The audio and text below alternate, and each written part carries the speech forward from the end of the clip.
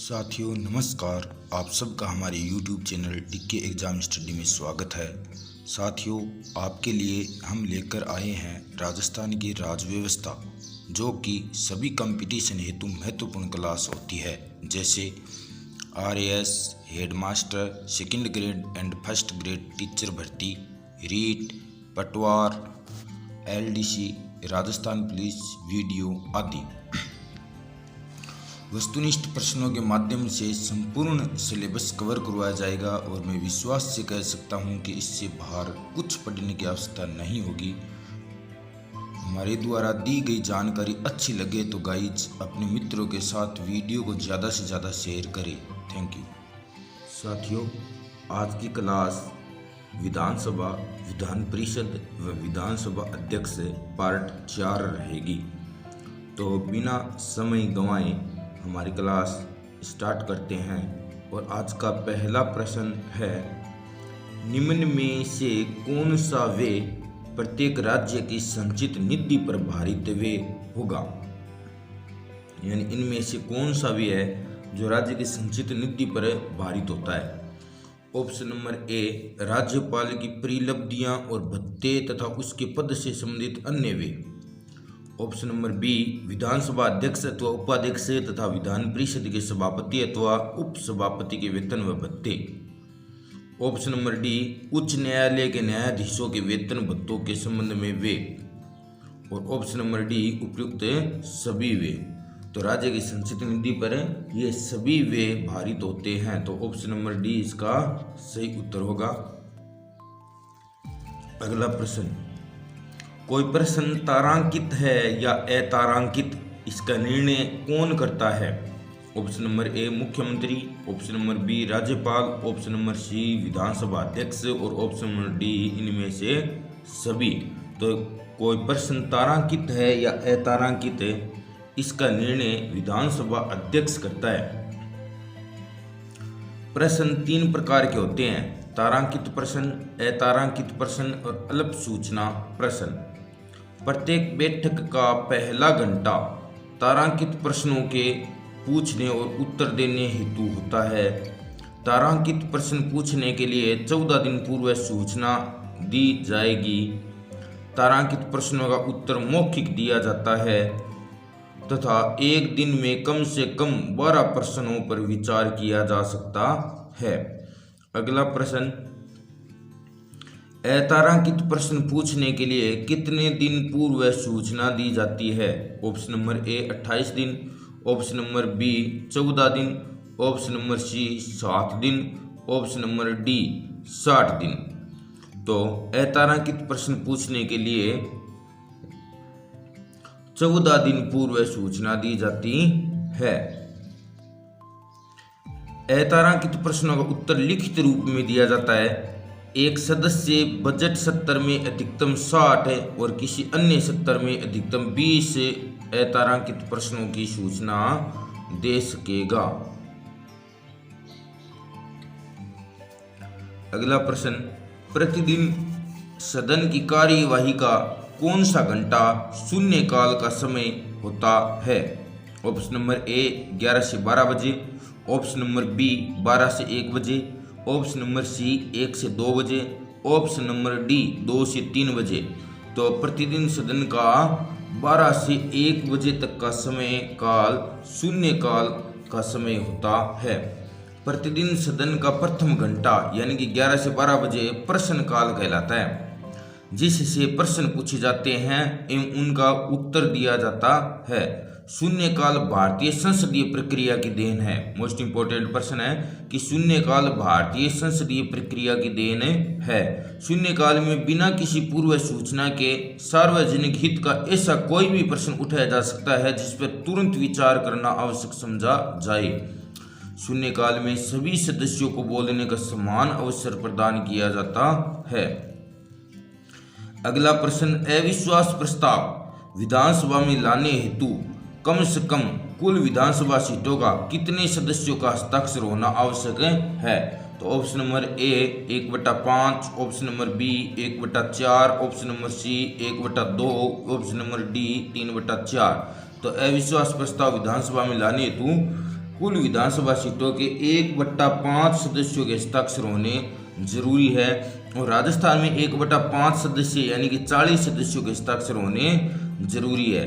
अविश्वास प्रस्ताव विपक्ष द्वारा लाया जाता है और प्रस्ताव पारित होने पर मंत्रिपरिषद को त्याग पत्र देना पड़ता है, अर्थात सरकार गिर जाती है। अगला प्रश्न, अविश्वास प्रस्ताव एक बार रद्द होने पर पुनः कितने समय तक नहीं लाया जा सकता? ऑप्शन नंबर ए 1 माह है, ऑप्शन नंबर बी 3 माह है, ऑप्शन नंबर सी 6 माह है, ऑप्शन नंबर डी 12 माह है। तो इस प्रश्न का सही उत्तर होगा ऑप्शन नंबर सी 6 माह है। अविश्वास प्रस्ताव एक बार रद्द होने के बाद पुनः 6 माह तक नहीं लाया जा सकता।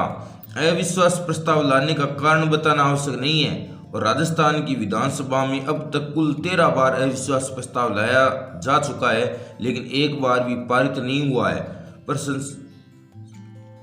अगला प्रश्न, सर्वाधिक बार यानी कि 6 बार सर्वाधिक बार अविश्वास प्रस्ताव किस मुख्यमंत्री के विरुद्ध लाया गया था? Option number A Haridev Joshi, option number B Mohanlal Sukhadia, option number C Bhairon Singh Shekhawat, option number D Ashok Gehlot.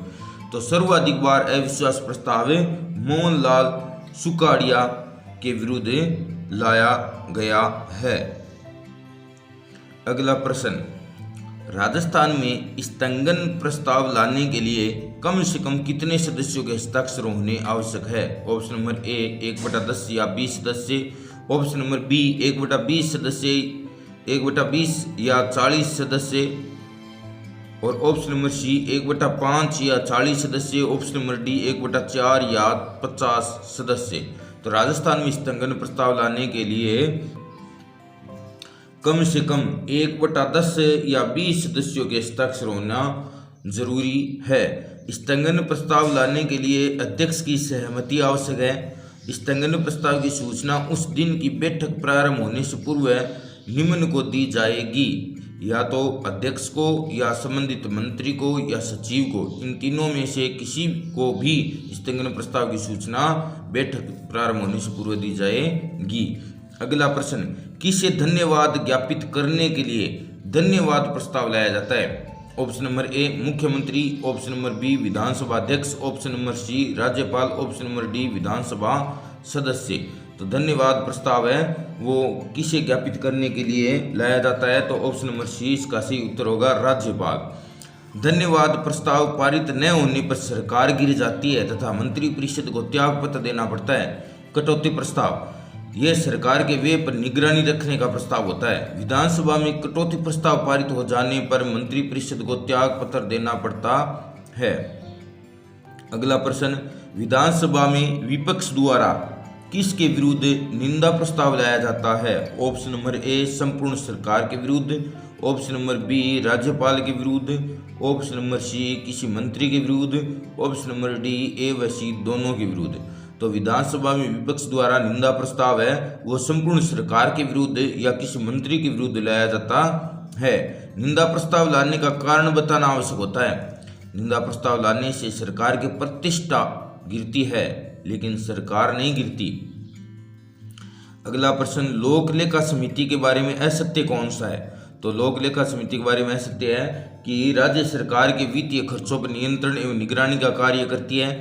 समिति में कुल 15 सदस्य होते हैं और समिति का अध्यक्ष विपक्षी दल का नेता होता है या विपक्षी दल होता है। और ऑप्शन नंबर डी समिति का कार्यकाल 2 वर्ष होता है। तो लोक लेखा समिति के बारे में असत्य कथन है कि समिति का कार्यकाल 2 वर्ष न होकर 1 वर्ष होता है। तो ऑप्शन नंबर डी इसका सही उत्तर है। ए, बी और सी तीनों ही लोक लेखा समिति के बारे में सत्य बातें बताई गई है। अगला प्रश्न, लोक लेखा समिति के अध्यक्ष का चुनाव कौन करता है? तो ऑप्शन नंबर ए विधानसभा अध्यक्ष, ऑप्शन नंबर बी मुख्यमंत्री, ऑप्शन नंबर सी विपक्षी दल का नेता, ऑप्शन नंबर डी राज्यपाल। तो लोक लेखा समिति के अध्यक्ष का चुनाव विधानसभा अध्यक्ष करता है। ऑप्शन नंबर ए इसका सही उत्तर होगा समिति। लोक लेखा समिति का कार्यकाल 1 वर्ष होता है। कोई मंत्री इस समिति का सदस्य नहीं हो सकता। समिति अपनी वार्षिक रिपोर्ट विधानसभा अध्यक्ष को सौंपती है। अगला प्रश्न, निम्न में से किसे लोक लेखा समिति का मार्गदर्शक कहा जाता है? तो लोक लेखा समिति का मार्गदर्शक किसे कहा जाता है? ऑप्शन नंबर ए विधानसभा अध्यक्ष को, ऑप्शन नंबर बी गृह मंत्री को, ऑप्शन नंबर सी नियंत्रक व महालेखा परीक्षक को, ऑप्शन नंबर डी वित्त मंत्री को। तो लोक लेखा समिति का मार्गदर्शक नियंत्रक व महालेखा परीक्षक को कहा जाता है। लोक लेखा समिति के सदस्यों का चुनाव विधानसभा सदस्यों द्वारा अपने में से ही एकल संक्रमणीय मत प्रणाली द्वारा प्रतिवर्ष किया जाता है और प्राक्कलन समिति को लोक लेखा समिति की जुड़वा बहन कहा जाता है। अगला प्रश्न, निम्न में से कौन सी समिति राज्य सरकार के खर्चों का पूर्वानुमान लगाती है? ऑप्शन नंबर ए याचिका समिति, ऑप्शन नंबर बी प्राक्कलन समिति, ऑप्शन नंबर सी लोक लेखा समिति, ऑप्शन नंबर डी नियम समिति। तो राज्य सरकार के खर्चों का पूर्वानुमान लगाने वाली समिति है प्राक्कलन समिति। प्राक्कलन समिति का कार्यकाल 1 वर्ष होता है और इसमें कुल सदस्य अध्यक्ष सहित कुल 15 सदस्य होते हैं। अध्यक्ष का चुनाव विधानसभा सदस्यों में से एकल संक्रमणीय मत पद्धति द्वारा विधानसभा अध्यक्ष करता है। अगला प्रश्न, प्राक्कलन समिति अपनी वार्षिक रिपोर्ट किसे सौंपती है? तो प्राक्कलन समिति है ये अपनी वार्षिक रिपोर्ट किसे सौंपती है? ऑप्शन नंबर ए राज्यपाल को, ऑप्शन नंबर बी मुख्यमंत्री को, ऑप्शन नंबर सी विधानसभा सदस्य को और ऑप्शन नंबर डी विधानसभा अध्यक्ष को। तो प्राक्कलन समिति अपनी वार्षिक रिपोर्ट है वो विधानसभा अध्यक्ष को सौंपती है।